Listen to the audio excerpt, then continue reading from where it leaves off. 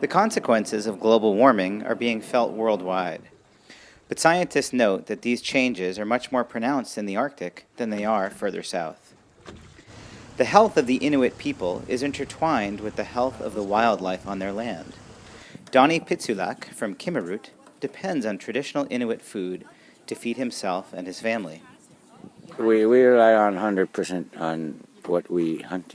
That's our main source of food. In Nunavut and the rest of the Arctic, climate change has the potential to affect the Inuit people and their way of life. But Donnie doesn't talk much about climate change. Sometimes they're plenty, sometimes they're not plenty. Just goes around with the food chain, I guess. As scientists look towards the future, how can they best study what is happening to the region so the people who live here can be prepared? In the Arctic, changes that are already occurring include less sea ice cover, shrinking glaciers, and melting permafrost. But on a local scale, what effects are being observed? And are all changes a result of climate change, or are some of them natural cycles? Researchers across Nunavut are trying to find answers to these questions. Jason Carpenter is an expert in Arctic plants who teaches ecology at Arctic College in Iqaluit. He is already seeing some subtle changes in plant life in and around Iqaluit as a result of a changing climate. We've noticed that some of the willows in that are actually coming off the ground more. So where they are normally sort of matted to the rocks and that, we've noticed that they're actually coming off those rocks more. And there was one area that we've come across where we actually had some of the branches coming up past our waist.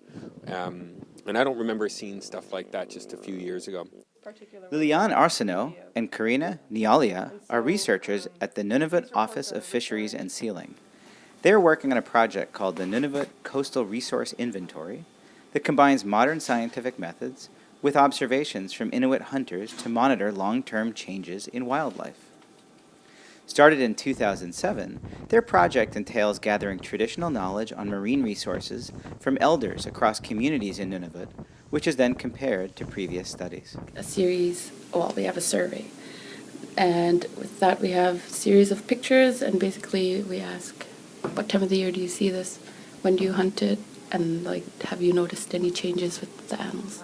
So far, each of the 12 communities have been studied for 1 year. In the future, researchers will revisit communities to note any changes they observed. This is an enormous undertaking. Nunavut is a vast territory that encompasses more than 20% of the land area of Canada, with a diverse population of approximately 30,000 people. The information we're gathering spans over decades, but we haven't revisited since we've done those initial interviews, and so there exists a gap in our knowledge for now.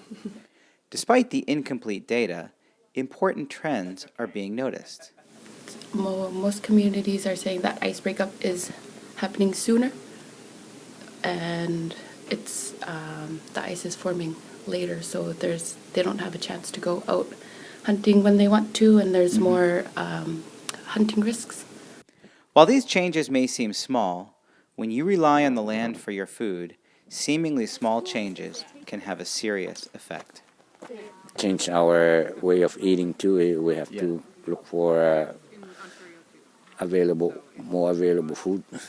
Many questions remain about the degree to which climate change is affecting ecosystems in the Arctic. Finding answers is essential so that people like Donnie and his community can continue to survive off the land.